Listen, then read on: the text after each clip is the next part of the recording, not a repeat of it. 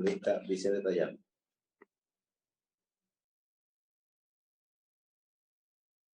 Gracias, presidente. Buenas noches. Quiero saber si me escuchan.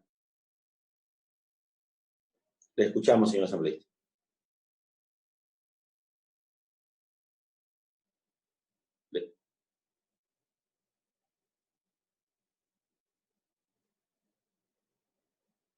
Tiene que prender el audio, asambleísta, por favor. Lo apagó.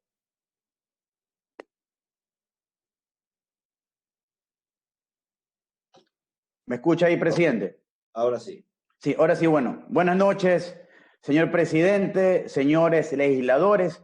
Buenas noches al país entero que está siguiendo esta importante sesión, trascendental sesión por los medios tecnológicos. Hoy la Asamblea Nacional tiene la gran oportunidad y el gran desafío de actuar a la altura del país, actuar en razón de lo que los ciudadanos necesitan, esperan y merecen para luego de que esta crisis del COVID termine, decir que al menos recibieron un aporte sensato de la primera función del Estado. Y digo que tenemos una oportunidad precisamente en lo que estamos haciendo hoy, en el tratamiento de este proyecto de ley de apoyo humanitario, que de humanitario y solidario solo tiene su título, porque no se trata nada más que de impuestos lamentablemente disfrazados de solidaridad. Y antes, presidente, señores asambleístas, de pasar al análisis en detalle de la ley, dos anuncios importantes en nombre de la bancada del Partido Social Cristiano. El primero, hay tiempos y en política los tiempos se cumplen. Y una vez que el país supere, al menos transitoriamente, esta crisis del COVID, vamos a llamar a juicio político al ministro de Finanzas por incumplimiento de funciones, por haberle mentido al país fundamentalmente en el manejo del pago de la deuda externa. El ministro Martínez anunció en su momento que el Ecuador iba a pagar 320 millones de dólares, quitando liquidez al manejo de la crisis, porque supuestamente íbamos a recibir a cambio de manera inmediata 2.000 millones de dólares que aún seguimos esperando. Una serie de anuncios que también fueron expresados por el presidente de la República en relación a un supuesto ahorro de 800 millones de dólares, que aún no es todo claro. Y digo que no es del todo claro porque el propio ministro Martínez, en documentos que ya se encuentran circulando, ha suscrito en Bruselas un acuerdo en el que se compromete a hacer el pago de estos 811 millones de dólares. Preocupa que los representantes del Ecuador cuiden los intereses de los tenedores de bonos, de los tenedores de la deuda externa del país. Preocupa también que en medios de comunicación nacional, terceros que trabajan, eso sí, a sueldo para organismos internacionales, se confiesen autores de la ley, como el señor de la Torre lo hizo hace 2 semanas en Ecuavisa. Ahora, lo importante, segundo anuncio, el Partido Social Cristiano no va a votar por ningún impuesto que se pretenda imponer a los ciudadanos ni a los bienes de los ecuatorianos. Ningún impuesto de ninguna naturaleza. Señores, para eso no cuenten con sus votos.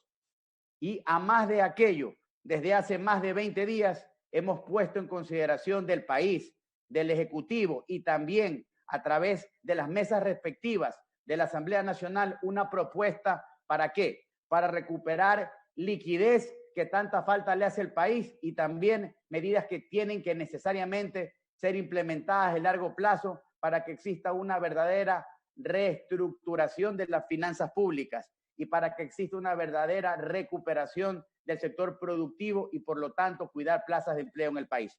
Ahora vamos a referirnos a la ley, a estos impuestos al salario disfrazados o camuflados de solidaridad.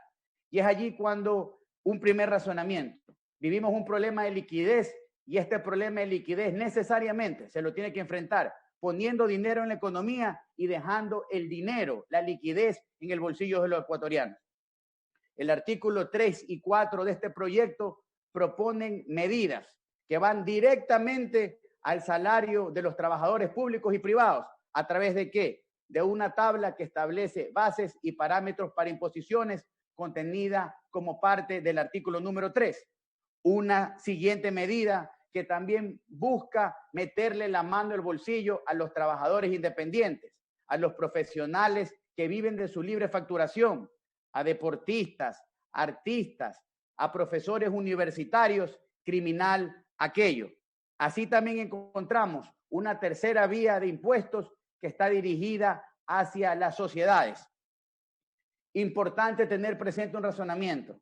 Estas medidas que pretenden quitarle liquidez tanto al trabajador autónomo como a las sociedades nacen heridas de muerte, nacen heridas de legitimidad y nacen de un parámetro absolutamente absurdo y equivocado, porque violando todo concepto constitucional, violando todo principio elemental del derecho tributario, pretenden ir a recaudar de manera retroactiva.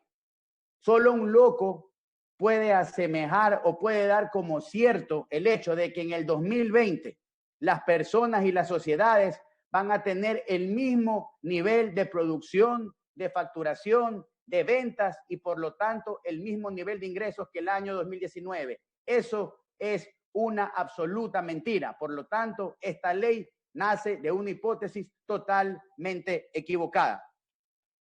Ya muchos legisladores se han referido al contenido impreciso de ese artículo 5, que propone impuesto a inmuebles. Queremos entender que esa propuesta se extiende a bienes que se encuentran en jurisdicción extranjera y puntualmente en paraísos fiscales. Medida que aún así en lo conceptual sigue siendo discutida porque es un impuesto al patrimonio. En relación a las medidas que se proponen en el artículo 8, aquellas que proponen una rebaja de la pensión en los cánones, en la pensión educativa, estamos de acuerdo, es una medida que tiene que ser tomada, obviamente analizando la institución sobre la cual va a permitirse esta reducción en función de cuidar plazas de empleo del personal docente y el personal administrativo. Simplemente una precisión, cuando se habla de los incentivos, nada se dice de las universidades. Importante que la comisión tome nota de este particular. ¿Cómo no estar de acuerdo en la suspensión de arriendos y fundamentalmente en la suspensión de esos arriendos en el sector comercial que durante el mes de marzo, durante el mes de abril, el mes de mayo va a estar absolutamente paralizado? Ahora, en cuanto al tema de los servicios básicos, de acuerdo con esta propuesta de que se reprogramen los cobros, pero importante que la ley establezca que a pesar de que se disponga una reprogramación, no exista bajo ningún concepto la posibilidad de cobrar algún otro rubro, ya sea por un gasto interno o un gasto administrativo de estas empresas prestatarias de servicios básicos. Hablábamos de que es necesario darle liquidez al empresario y la necesidad de que se generen facilidades de pago para el cumplimiento de obligaciones en materia de seguridad social, fundamentalmente en mora patronal. Es una práctica que lamentablemente no se ha venido utilizando y que en este momento tiene que ser parte de la ley. Se habla en el artículo 16 de la propuesta de tasas de intereses convenientes para reactivar el sector productivo. Y aquí un mensaje claro.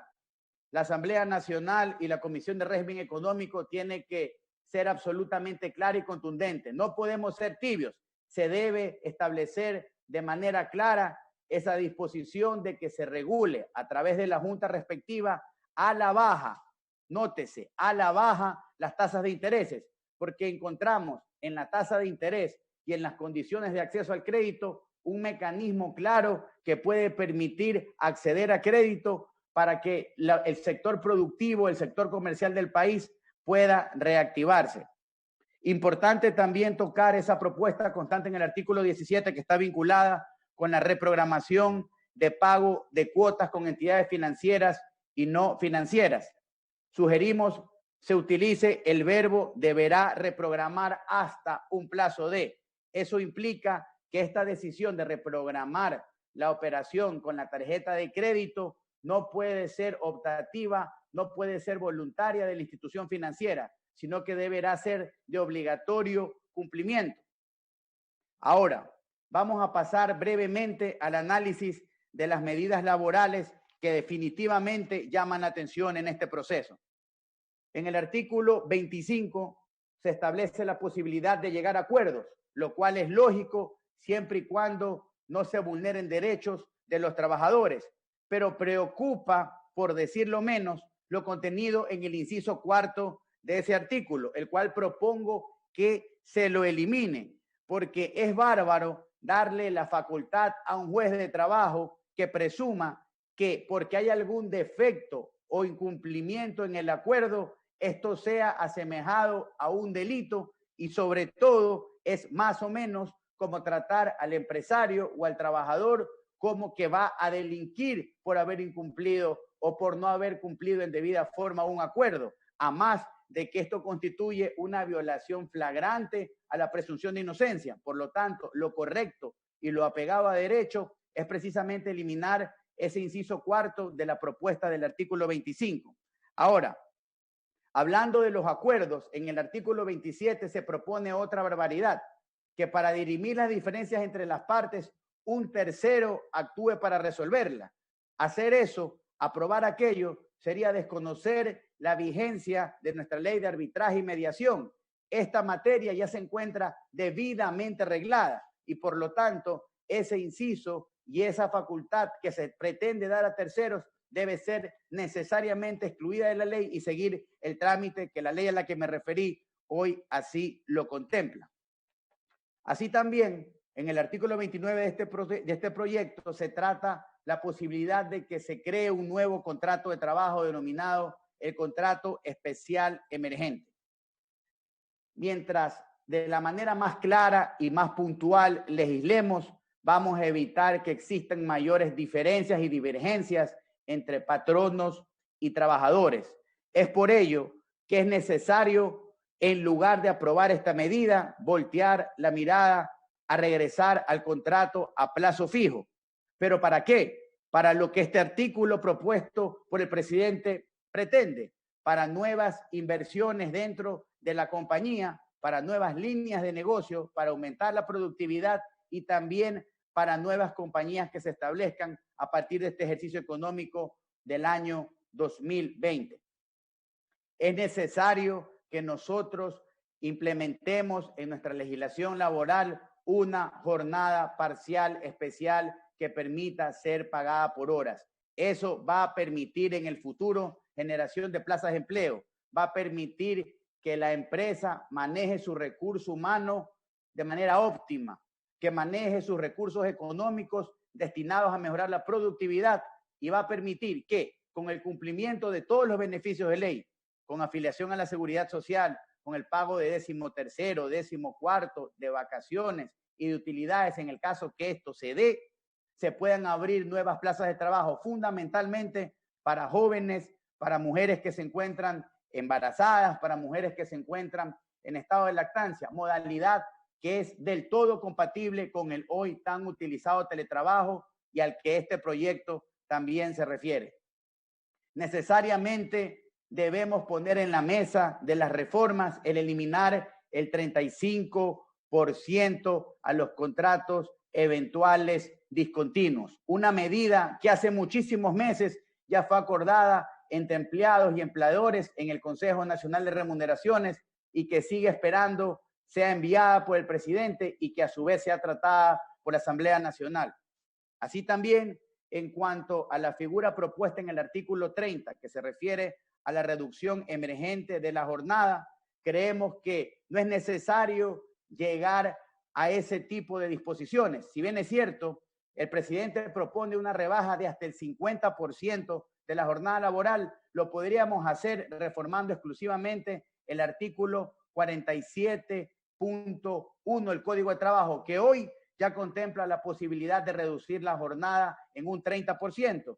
Si no hacemos esa precisión y lo aprobamos el texto en segundo debate, tal cual como lo propone la comisión, vamos a tener en vigencia en el país dos disposiciones que permiten regular a la baja la jornada de trabajo. la que permite una reducción de hasta el 30% contemplada en el artículo 47.1 y la que permitiría adicionalmente una rebaja de hasta el 50% que está contemplada en la propuesta del presidente de la República. Una vez más, queremos ser absolutamente claros. Nosotros no podemos votar por impuestos. Es un error craso quitarle en un momento de liquidez el dinero del bolsillo a los ecuatorianos y a la empresa mediana y pequeña. Hemos propuesto medidas alternativas, como por ejemplo que el Estado ecuatoriano pueda emitir títulos, documentos de valor tributario. Esta emisión podrá ser comprada por la banca, por las grandes empresas en materia de petróleo, en materia de telecomunicaciones, en materia de electricidad, las que podrán pagarlo en efectivo o con un documento, con un pagaré que podrá ser negociado en la bolsa, el mercado interno o el mercado externo. Con eso, el país puede recaudar exactamente los mismos 1.200 millones de dólares que se quiere recaudar, entre comillas, metiéndole la mano al bolsillo a los ciudadanos y a las empresas del Ecuador. Sí, es momento de solidaridad, es momento de tomar decisiones, pero decisiones que no le trasladen la carga al ciudadano. El ciudadano necesita ayuda, necesita protección, no necesita que se le quite dinero de su bolsillo, sin perjuicio de que he hecho de manera rápida exposición de algunas de nuestras propuestas, medidas y sugerencias, las haré llegar por escrito a la comisión respectiva. Gracias, presidente.